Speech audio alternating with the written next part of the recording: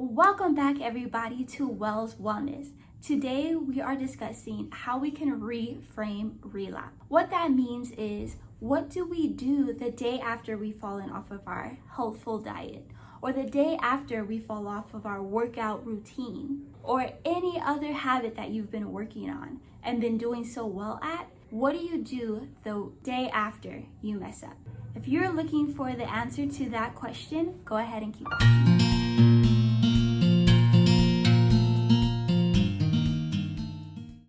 So like I said before, today we are discussing how to reframe relapse. How do we get back on the horse after we've been practicing a goal for so long and failed? But first, I want to hear from you. How has it been defeating your distractions? Did any of the tools I shared in my last video help you at all? Or did you find a new way to lessen your distractions? I'd love to hear from you below.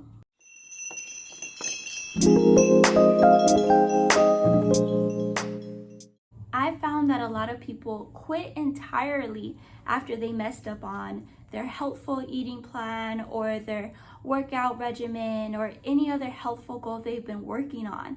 As soon as they fall, they quit altogether. Let's be honest, oftentimes we feel like failures, or sometimes we just have lost all confidence in ourselves that we can be that good again.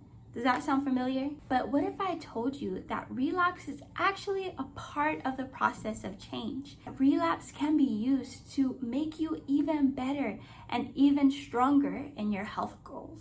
There is actually a process of change. So let's go ahead and go through it. The first stage is pre-contemplation. And you don't change because you don't know to change. The second stage is contemplation. This happens when you are educated about something that invokes your thought process, or something could have happened to your friends or family members that now you feel like it's more susceptible that this can happen to you, so you want to make a change about it. So the contemplation phase, this is where you can see a lot of people be ambivalent, because there's a lot of reasons why we should make a change, but there's also reasons why we shouldn't. And in order to get to the next stage successfully, the pros have to outweigh the cons. And that brings us to our next stage, which is number 3, preparation. Preparation is when you start preparing. You know you need to make a change, and you start preparing for it. It could be looking at healthful plans on the internet, kind of like what you're doing now of watching these videos, or even buying some gym shoes for you to go start exercising. This is when you start preparing for your goal. The next stage is action. This is where we get into the fun part, because all your ducks are in a row and you're ready to work on your goal. The last stage is maintenance. This is when you've been in your action stage for 6 months or longer and have been successful at your health goal. So what's interesting is, even through this cycle of change, there's actually a cycle within themselves. And it's between the action and the maintenance part.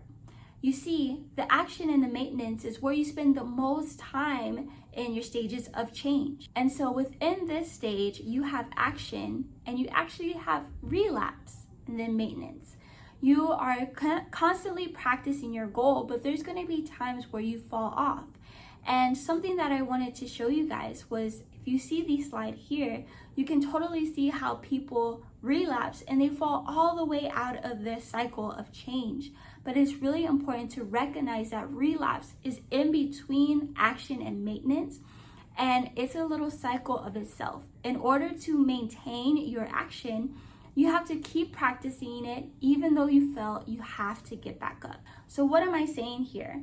I'm saying that relapse is part of the process of change. Relapse can give you a lot of information for you to make your goal even stronger. What's really important, if you do relapse, however, we oftentimes don't encourage it, but if it does happen, there's things that you need to know.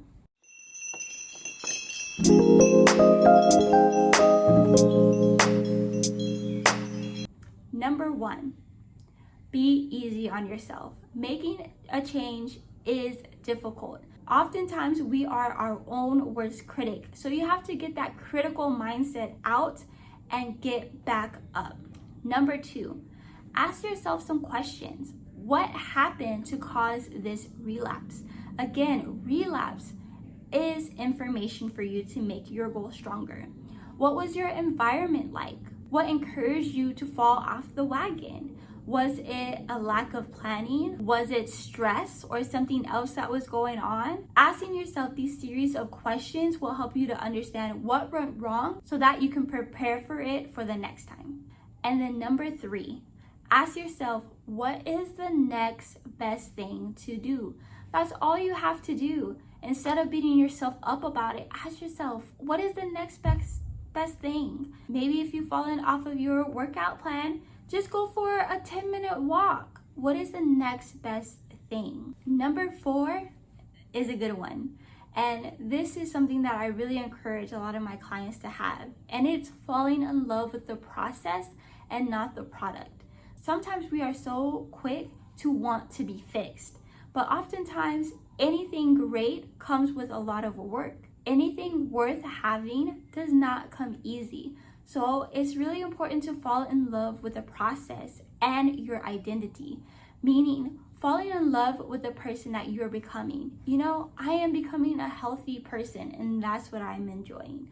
Or I'm becoming a more peaceful person and that's what I'm enjoying. You see how you're not so pinpoint on this is the result that I need, but what is it giving you? You are focusing on that. I feel lighter, I feel better because I'm becoming a more balanced person. Think about that. Fall in love with the process and the characteristics that you are developing through this process. You're developing discipline. You're developing ownership of your life. You are developing being creative and not allowing your circumstances to dictate you, but you're dictating your circumstances.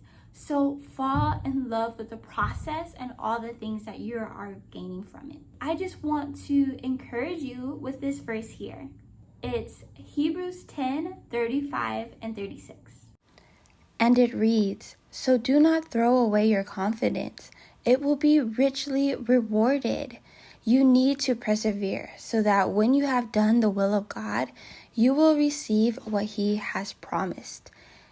Isn't that an amazing verse? Do not throw away your confidence, for you will be richly rewarded.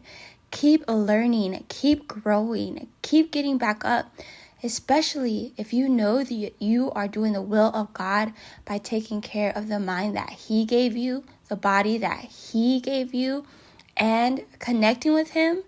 You know that you are going to receive all that God has to promise.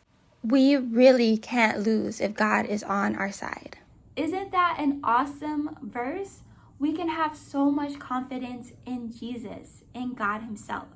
So I pray that this was encouraging. Go ahead and share this with your friends that you think can benefit from this. And I will see you on the next video.